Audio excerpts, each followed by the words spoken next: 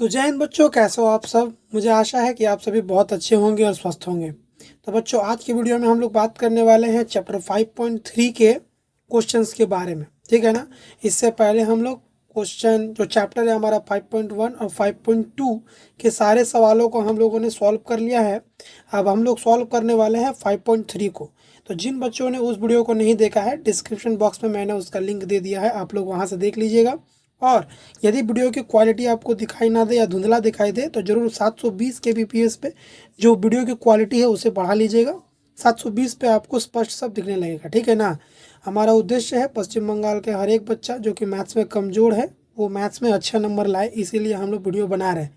यदि आप भी हमारा इस कार्य में सपोर्ट करना चाहते हैं तो इस वीडियो को जरूर अपने 4 दोस्तों को शेयर कीजिएगा ताकि वह भी मैथ्स में अच्छे हो सके। ठीक है। आपके एक शेयर से आपके दोस्त, आपके संबंधी का मैथ्स बहुत हद तक बेहतर हो जाएगा। ठीक है। तो चलिए वीडियो की शुरुआत करते हैं हम लोग। पहला देखिए, इस जो चैप्टर 5.3 है इसमें हम लोगों को क्या करने बोला गया है। निम्न दो चल राशि युक्त एक घातीय समीकरणों को विलोपन विधि से हल करें और लेखा चित्र की सहायता से इसका स्थापन जांचें। ठीक है ना। यानी इसमें हम लोगों को क्या करना है, विलोपन विधि से मैथ्स को बनाना है। ठीक है। और लेखा चित्र भी बनाना है, तो ग्राफ भी बनाना है और विलोपन विधि द्वारा इसको सॉल्व करना है। तो विलोपन विधि द्वारा किस प्रकार सॉल्व किया जाएगा ये हम आपको सिखाएंगे। इसीलिए वीडियो को ध्यान से देखिएगा और समझने की चेष्टा कीजिएगा। राइट। तो आइए क्वेश्चन को समझते हैं। पहला क्वेश्चन हमारा ये रहा, 8x + 5y - 11 = 0, 3x - 4y - 11 = 0। ये हमारा सवाल है और इसी के आधार पर हम लोग विलोपन विधि द्वारा इन सभी सवालों को हल करेंगे। आई होप आप लोगों को यह वीडियो बहुत अच्छा लगेगा और समझ में भी भली भांति आएगा।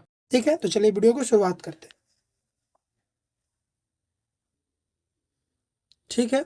तो हमारा क्वेश्चन जो है ए नंबर सवाल, मैंने एक का ए नंबर सवाल है। क्वेश्चन उतार लेते हैं हम लोग। 8x + 5y - 11 = 0 है ना।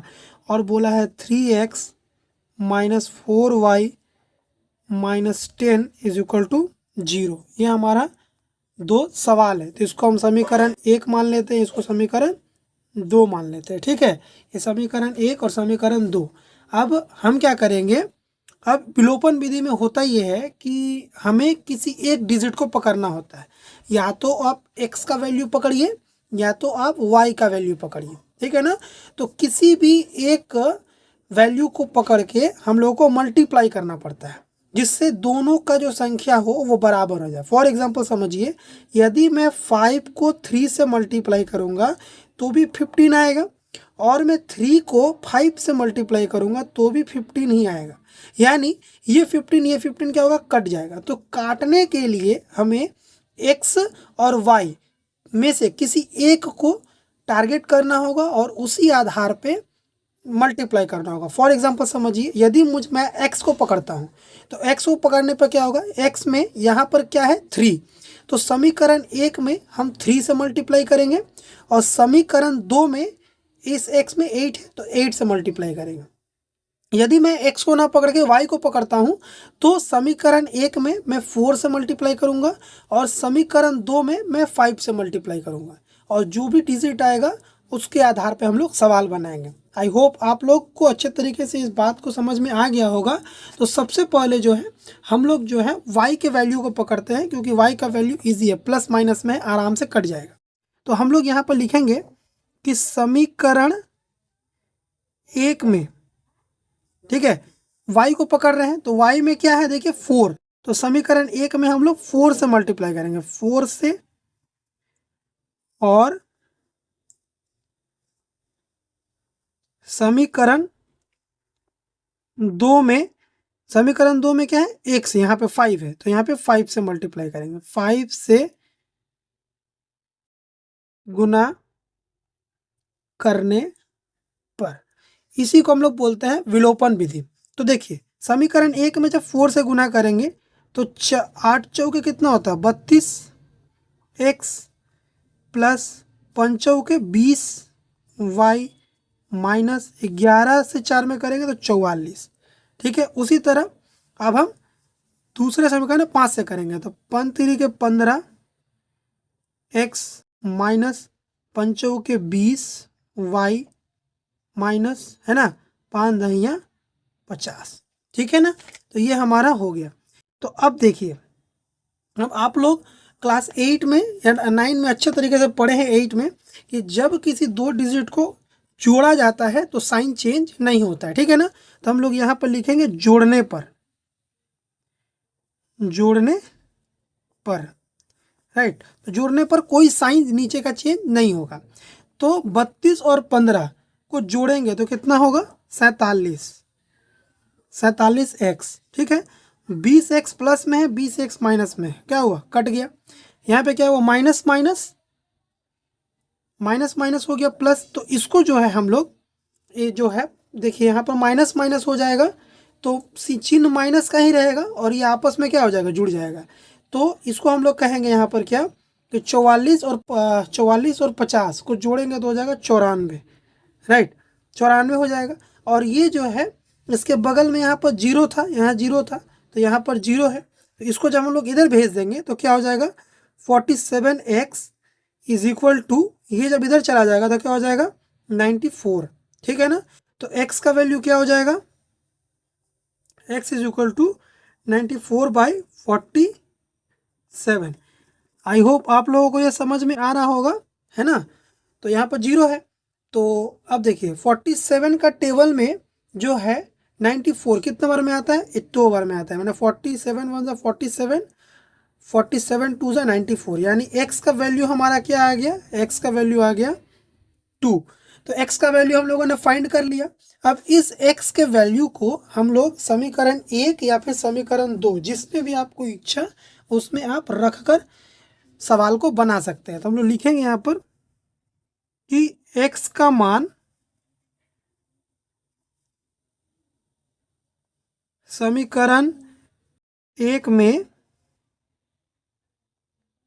बैठाने पर, तो समीकरण 1 क्या है हमारा, 8x प्लस 5y, है ना। तो लिखेंगे 8x प्लस 5y माइनस 11 बराबर 0, यही हमारा समीकरण था।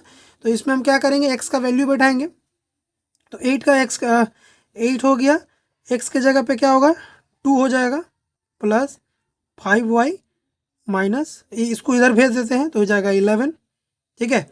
तो इधर कितना हो जाएगा, 8 दूनी के 16 इंटू प्लस 5y बराबर 11, तो इधर हो जाएगा 5y बराबर 11 माइनस 16, ठीक है। तो इधर कितना हो जाएगा, 5y बराबर -5, तो y बराबर -5/5, काटेंगे तो 1 बार में कट जाएगा, तो y बराबर क्या आ गया, -1। तो हमारा वैल्यू निकल के आ गया, x बराबर 2 और y बराबर क्या हुआ, -1। तो लिखेंगे यहाँ पर अभिष्ट मान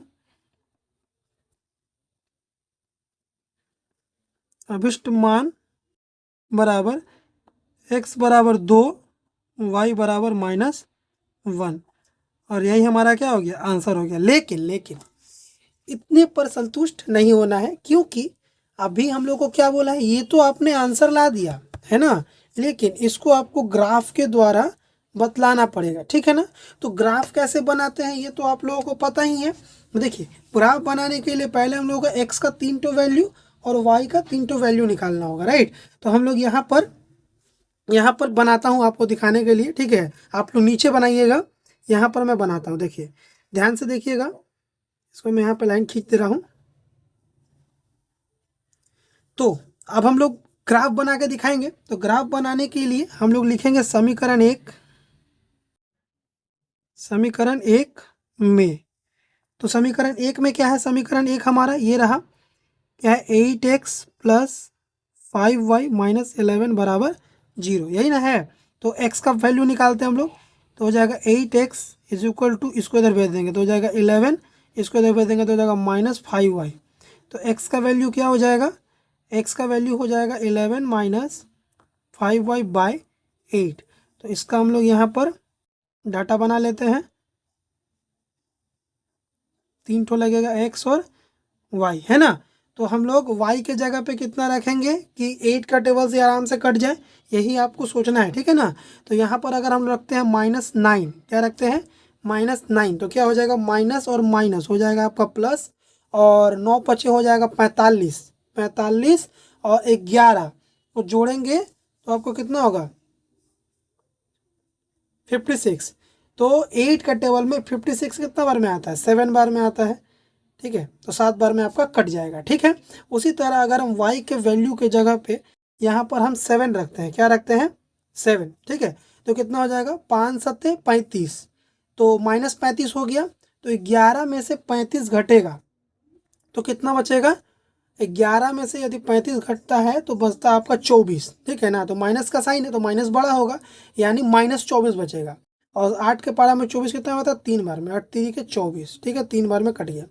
उसी प्रकार यदि हम 8 y के जगह पे 15 रखते हैं तो कितना हो जाएगा 15 पचे 15 का 15 30 15 45 50 15 पचे 75, ठीक है 75 हो जाएगा। और 11 में से 75 घटेगा तो कितना बचेगा, 11 में से यदि 75 में से यदि 11 घटता है तो कितना बचेगा 64, ठीक है। तो 64 कितना बार में आ जाएगा 8 के पारा में 8 8 64, यानी 8 बार में। तो माइनस बड़ा है यानी माइनस का साइन होगा। तो इस प्रकार समीकरण 1 हम लोगों ने सॉल्व कर लिया। अब यहाँ पर हम लोग समीकरण 2 बनाते हैं। समीकरण 2 में, ठीक है, तो समीकरण 2 हमारा दिया हुआ है। समीकरण 2 क्या है 3x - 4y - 11 बराबर 0, ठीक है। तो यहाँ लिखेंगे 3x, ये माइनस इधर गया तो +11 हो गया, ये इधर गया तो क्या हुआ +4y हो गया, और x का वैल्यू क्या हो गया हमारा 11 + 4y/3। यानी अब हमको डाटा ऐसा बनाना होगा जो कि 3 के टेबल से कट जाए, राइट। ये हो गया x, ये हो गया y। तो हम ऐसा डाटा रखेंगे जो कि 3 के टेबल से क्या हो जाए ईजिली कट जाए। तो y की जगह पे हम कितना रख सकते हैं, y की जगह पे अगर हम जो है 2 रखते हैं, कितना रखते हैं 2, तो क्या हो जाएगा 2 चौके 4 दूनी के 8, और 8 और यहाँ पे कितना है 11, 8 और 11,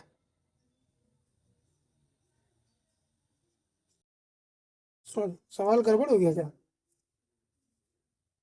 ओ अच्छा यहाँ पर 10 है, सॉरी यहाँ 10 है, ठीक है। यहाँ पर 11 लिख दिया गलती से, यहाँ पर 10 होगा। तो फिर कितना हो जाएगा, तो 8 और 10 हो जाएगा 18, और 3 के पारे में 18 आता है कितना है 6 बार में, तो 3 छक 18, ठीक है। हाँ छोटा सा गलती हो गया था, यहाँ पर गलती से 10 के जगह पे 11 लिख दिया था मैंने, ठीक है। तो उसके बाद देखिए अगर हम यहाँ पर y के जगह पे 5 रखते हैं तो क्या हो जाएगा, तो पंचों के 20, 20 और 10 होता है 30, कितना में आता है 10 बार में कट जाएगा, ठीक है। यदि हम यहाँ पर 8 रखते हैं तो कितना हो जाएगा 8 चौके 32, 32 और 10 हो जाएगा आपका 34, ठीक है। तो 3 के पारा में कितना 14 बार में आ जाएगा 43, 34 43, ठीक, 34 42, हाँ 34 42 कट जाएगा, ठीक है। तो यहाँ पर ये हम लोग का डाटा बन के रेडी हो गया। अब चाहे ग्राफ, तो ग्राफ में आपकी स्क्रीन पर दिखा दे रहा हूँ, आप लोग ध्यान से देख लीजिए।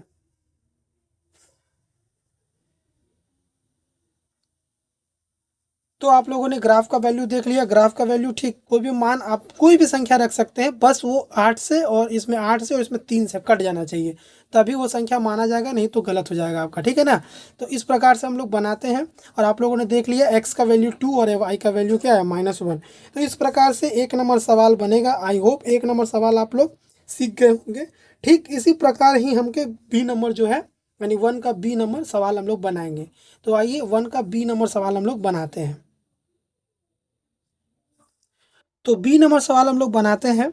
ये हमारा 1 का बी नंबर सवाल, राइट। सवाल उतार लेते हैं पहले। सवाल क्या दिया हुआ है, बोला है कि 2x + 3y - 7 = 0, और उसी प्रकार नीचे दिया है 3x + 2y - 8 = 0, ठीक है। इसको ये मेरा समीकरण 1 हो गया, ये हमारा समीकरण 2 हो गया, ठीक है ना। अब इसमें हम लोग जो है वैल्यू फाइंड आउट करेंगे कि किसको किससे गुना करने से बेटर होगा, ठीक है ना। तो यहाँ पर हम लोग जो है पहले y का वैल्यू पकड़े थे, इस बार जो है हम लोग इसका वैल्यू पकड़ते हैं, एक्स का वैल्यू पकड़ के दिखाते हैं, ताकि आप लोग दोनों ही तरीके से सवाल अच्छे तरीके से सीख जाए, ठीक है ना। तो ये हमारा समीकरण 1 समीकरण 2 हो गया।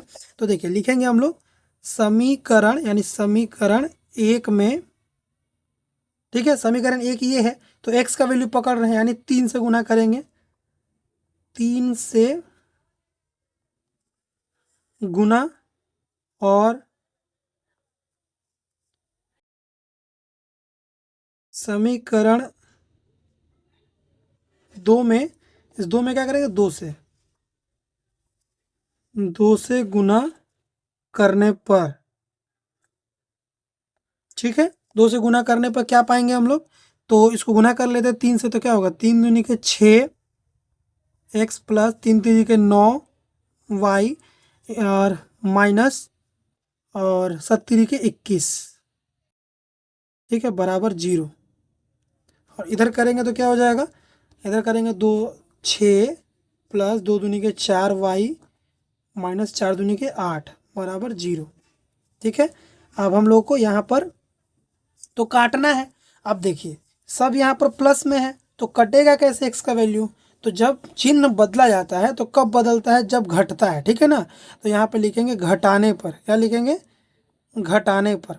घटाने पर साइन क्या होता है, चेंज हो जाता है। तो यहाँ प्लस है तो यहाँ हो जाएगा माइनस, यहाँ प्लस है तो हो जाएगा माइनस, यहाँ माइनस है तो हो जाएगा प्लस, ठीक है ना। तो देखिए +6x -6x क्या हुआ, कट गया, +9y -4y, तो प्लस माइनस होता है माइनस, है ना। तो 9 में से 4 गया, क्या बचेगा, 5y, ठीक है। अब यहाँ है प्लस माइनस क्या होता है, माइनस, ठीक है। तो 21 में से 8 चला जाएगा तो कितना बचेगा, तो सॉरी 8 दूनी का 16, यहाँ गलती हो गया, अरे यार गलती हो जा रहा है, ठीक है। 21 में से 16, 21 में से 16 घट जाएगा तो कितना बचेगा, आपका बचेगा 5, ठीक है ना। तो यहाँ पे होगा -5 बराबर 0।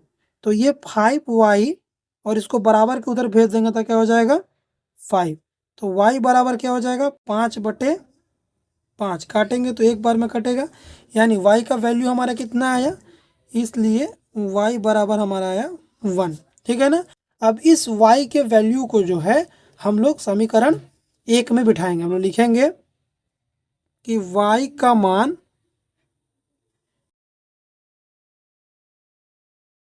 समीकरण 1 में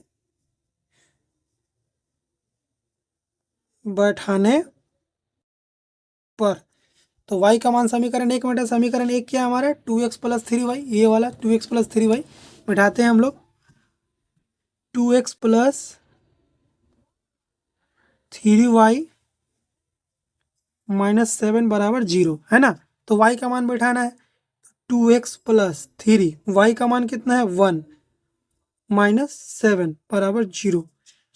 तो 2x का 2x ही रहेगा, और 3 एकम 3 हो जाएगा, ठीक है ना, 3 एकम 3।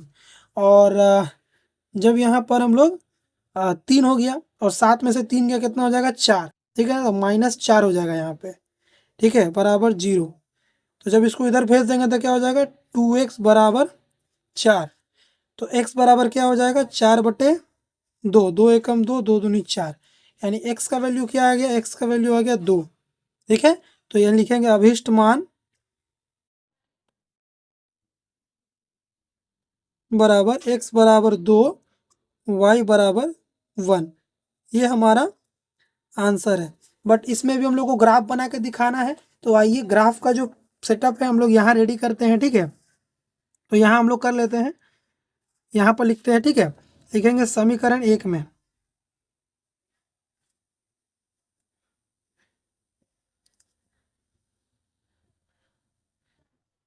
यहाँ पे कर दे रहे हैं। तो समीकरण 1 में, समीकरण 1 क्या है हमारा, लिखा हुआ है 2x + 3y -7 बराबर 0। तो इसी को x का वैल्यू फाइंड आउट करेंगे तो क्या हो जाएगा, 2x बराबर 7 इधर चल जाएगा तो हो जाएगा +7, ये चल जाएगा तो -3y। तो x का वैल्यू क्या हो जाएगा, 7 - 3y/2, ठीक है ना। तो यहाँ पर हम लोग x का वैल्यू फाइंड आउट कर ले रहे हैं, ये हो गया x, ये हो गया y, ठीक है ना। तो x और y का वैल्यू निकालते हैं। तो y के जगह पे कितना रखने से 2 का टेबल में आराम से कट जाएगा, यदि हम y के जगह पे 3 रखते हैं, कितना रखते हैं 3, तो क्या हो जाएगा 3 3 9, और 9 में से 7 जाएगा तो बचेगा 2 यानी -2, तो -2 2 कॉलम में कितना आएगा -1 बार में, तो -1 हो गया, ठीक है ना। उसी प्रकार यदि हम 3 के जगह पे 7 रखते हैं तो क्या हो जाएगा 7 3 21, और 7 में से 21 चला जाएगा तो कितना बचेगा, सॉरी 21 में से 7 चला जाएगा तो कितना बचेगा 14, ठीक है, तो कितना बच जाएगा -7 बार में। उसी प्रकार यदि यहाँ पर हम -5 रखते हैं तो क्या हो जाएगा, -5 रखने से 15, और माइनस माइनस हो जाएगा आपका प्लस, है ना, और 15 और 7 हो जाएगा 22, 11 बार में कट जाएगा, ठीक है। तो ये हमारा x का वैल्यू बैठ गया, ठीक है ना। इसी समीकरण 1 हो गया, तो यहाँ पर नीचे समीकरण 2 बना लेते हैं।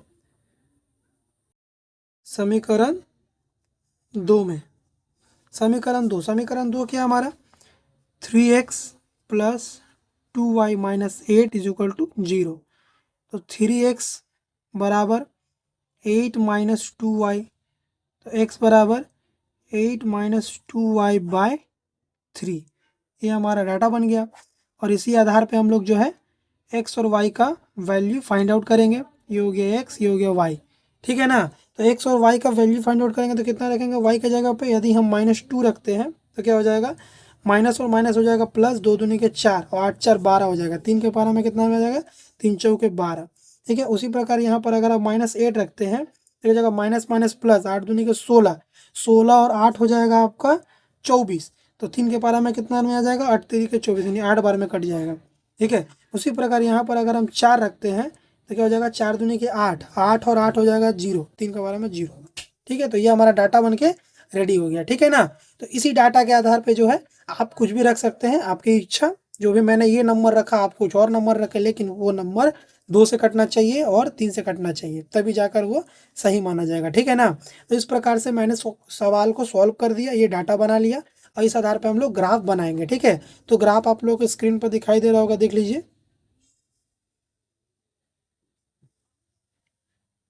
तो आप लोगों ने ग्राफ देख लिया, ठीक है ना। ग्राफ में भी आंसर क्या है, x बराबर 2 y बराबर 3। अगर आप लोगों को ग्राफ खींचने नहीं आता है तो कमेंट बॉक्स में कमेंट करके बताइएगा, हम आपको ग्राफ कैसे खींचा जाता है वो भी सिखा देंगे, ठीक है। मुझे आशा है कि इन दोनों सवालों में आप लोगों को कोई आपत्ति नहीं होगी और आप लोग आराम से इस सवाल को सीख गए होंगे, ठीक है। इसी प्रकार सीखने सिखाने का सिलसिला हमारा चलता रहेगा।